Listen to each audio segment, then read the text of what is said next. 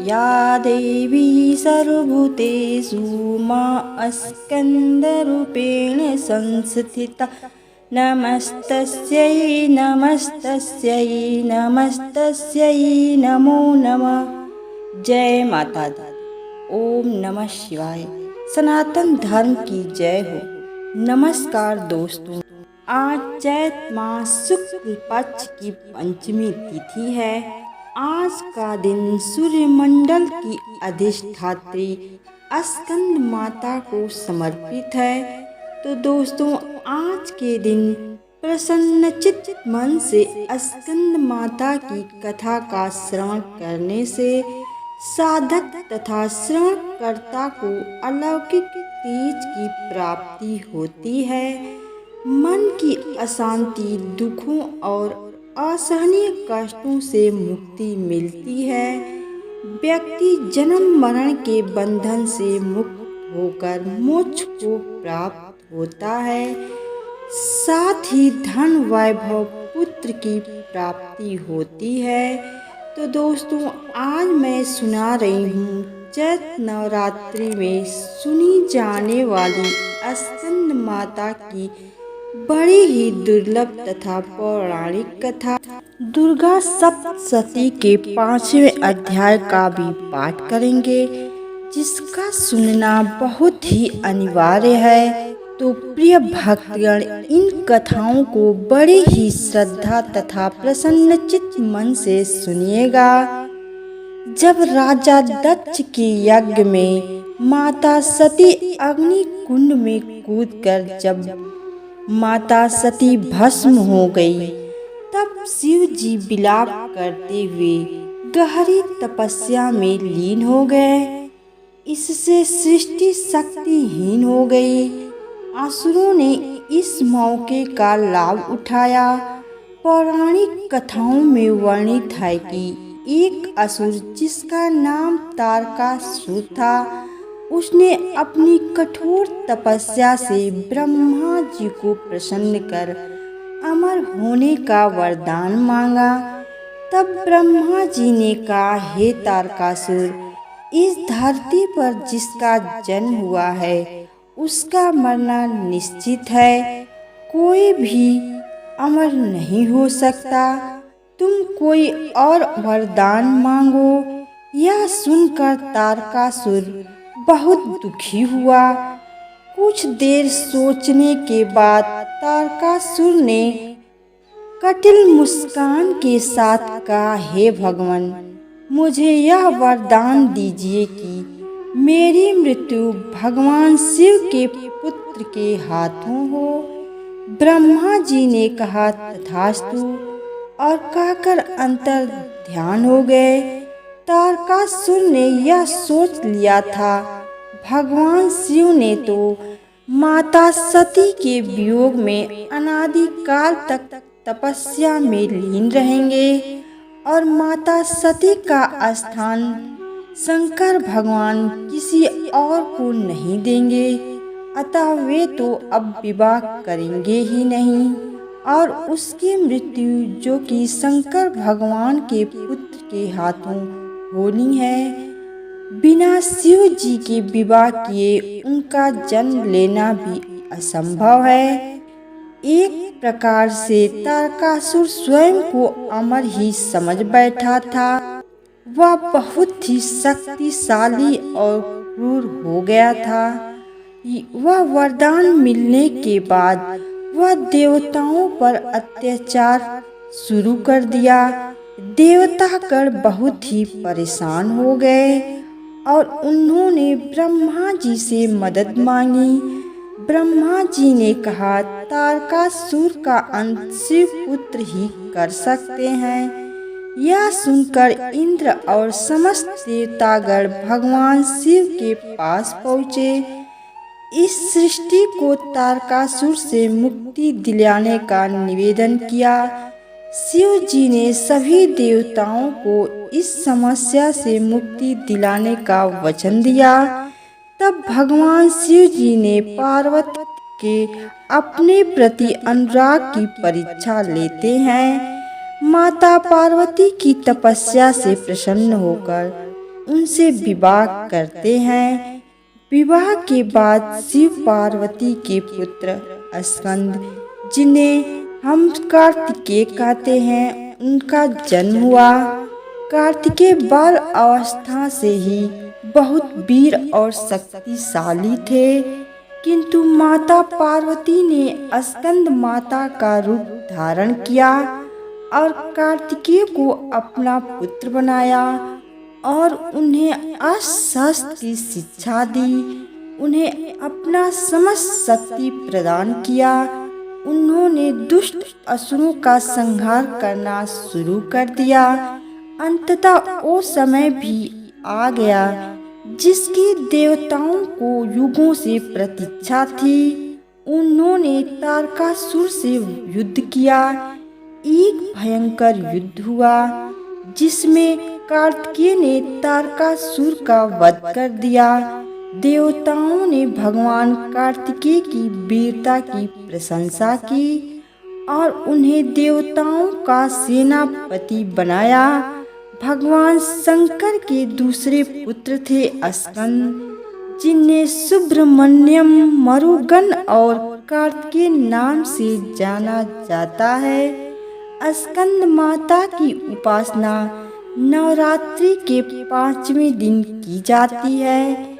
इस दिन साधक का मन विशुद्धि चक्र में अवस्थित होता है। उसके विग्रह से भगवान स्कंद बालक के रूप में इनकी गोद में बैठे होते हैं। स्कंद माता की 4 भुजाएं हैं, जिसमें दाएं तरफ की ऊपर वाली भुजा से 6 शेषों वाले भगवान स्कंद को गोद में पकड़ी हुई है और दाहिने तरफ वाली भुजा जो ऊपर की ओर उठी हुई है, उसमें कमल का फूल है। बाएं तरफ की ऊपर वाली भुजा पर आशीर्वाद मुद्रा में है और नीचे वाली भुजा में कमल का फूल है। ये भगवान स्कंद कार्तिकेय की माता हैं।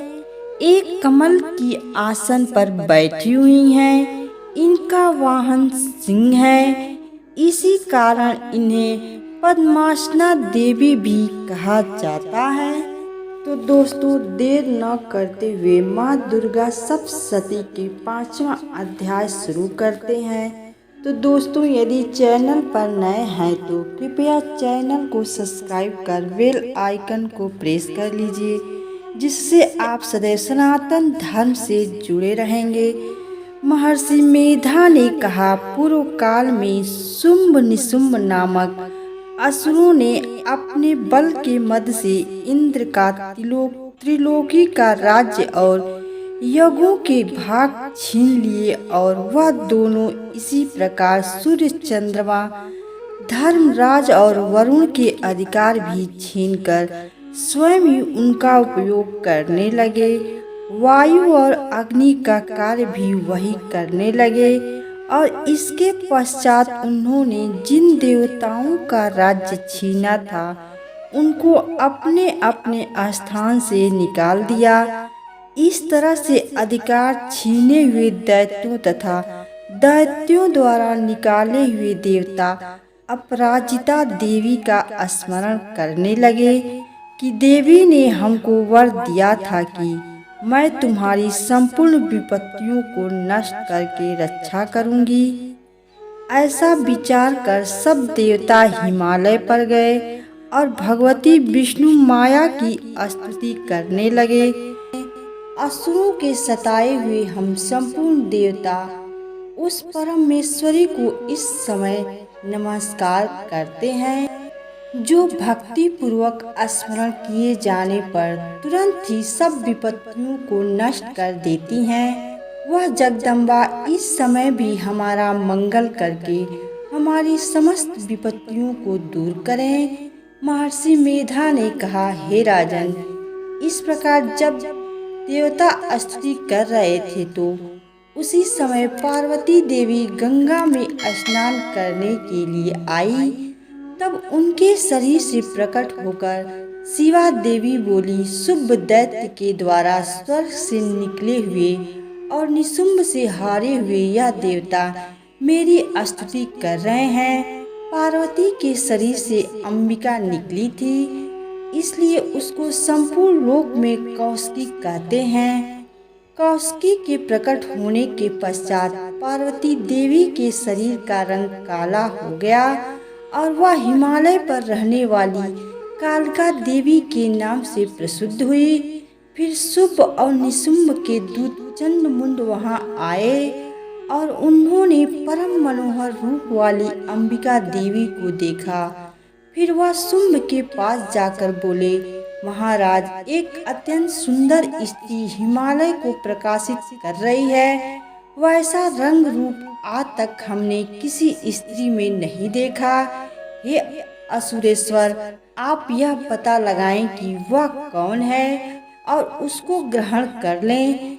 वह स्त्रियों में रत्न है। वह अपनी कांति से दसों दिशाओं को प्रकाशित करते हुए वहाँ स्थित है, इसलिए आपका उसको देखना उचित है। हे प्रभु, तीनों लोकों के हाथी, घोड़े और मणि इत्यादि जितने रत्न हैं, वह सब इस समय आपके घर में शोभायमान है। हाथियों में रत्न रूप ऐरावत हाथी और उच्चे श्रवा नामक घोड़ा तो आप इनसे ले आए हैं। हंसों द्वारा जीता हुआ विमान जो कि ब्रह्मा जी के पास था, अब भी आपके पास है। और यह महापद नामक खजाना आपके कुबेर से छीना है। समुद्र ने आपको सदा खिले हुए फूलों की किंजंकली नामक माला दी है। वरुण का कंचन की वर्षा करने वाला छत्र आपके पास है। रथों में श्रेष्ठ प्रजापति का रथ भी आपके पास ही है। हे दैतेंद्र, मृत्यु से क्रांतिका नामक शक्ति भी आपने छीन ली है और वरुण का पास भी आपके भ्राता निशुंभ के अधिकार में है। और जो अग्नि में न जल सके, ऐसे 2 वस्त्र भी अग्निदेव ने आपको दिए हैं। हे दैत्यराज, इस प्रकार सारी रत्न रूपी वस्तुएं आप संग्रह कर चुके हैं, तो फिर आप यह कल्याणकारी स्त्रियों में रत्न रूप अनुपम स्त्री आप क्यों नहीं ग्रहण करते? महर्षि मेधा बोले। चंडमुंड का यह वचन सुनकर शुंभ ने विचार की सुग्रीव को अपना दूत बनाकर देवी के पास भेजा जाए। प्रथम उसको सब कुछ समझा दिया और कहा कि वहां जाकर तुम उसको अच्छी तरह से समझाना और ये उपाय करना जिससे वह प्रसन्न होकर तुरंत मेरे पास चली आए। भली प्रकार समझाकर कहना। दूत सुग्रीव पर्वत के उस रमणीय भाग में पहुंचा जहाँ देवी रहती थी। दूत ने कहा, हे देवी, दैत्यों का राजा शुंभ जो इस समय तीनों लोकों का स्वामी है, मैं उसका दूत हूँ और यहाँ तुम्हारे पास आया हूँ। संपूर्ण देवता उसकी आज्ञा एक स्वर से मानते हैं। अब जो कुछ उसने कहला भेजा है वह सुनो। उसने कहा, इस समय संपूर्ण त्रिलोकी मेरे वश में है और संपूर्ण यज्ञों के भाग को अलग अलग मैं ही लेता हूँ और तीनों लोकों में जितने श्रेष्ठ रत्न हैं वह सब मेरे पास है।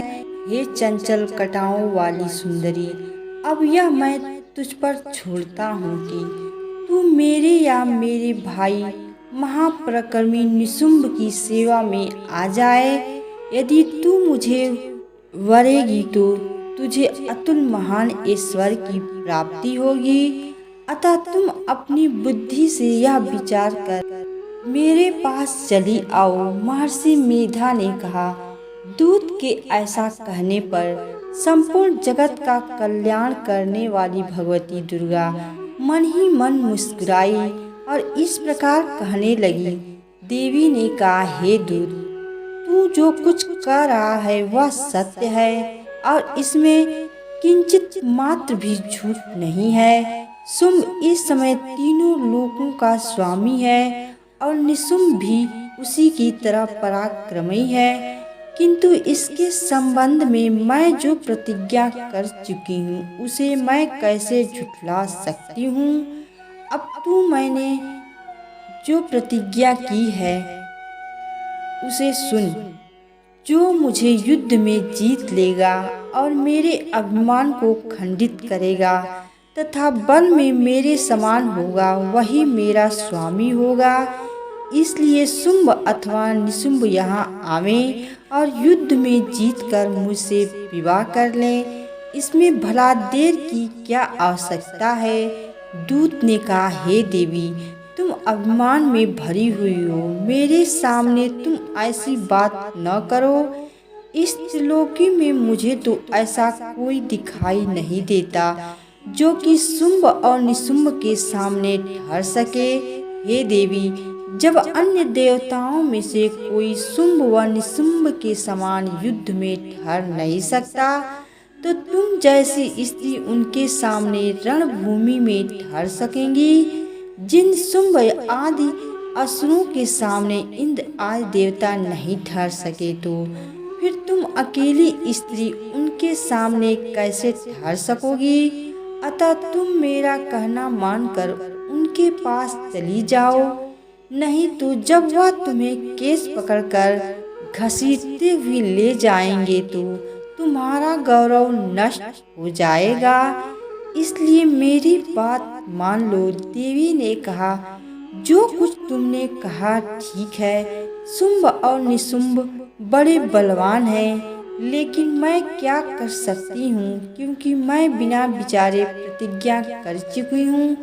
इसलिए तुम जाओ और मैंने जो कुछ भी कहा है वह सब आदर पूर्वक असुरेंद्र से कह दो। इसके पश्चात जो वह उचित समझे वह करें।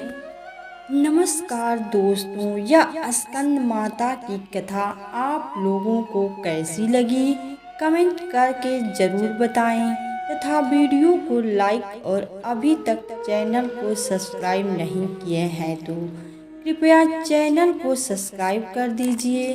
सदैव आपके ऊपर माँ स्कंद माता की कृपा बनी रहे। जय माता दी।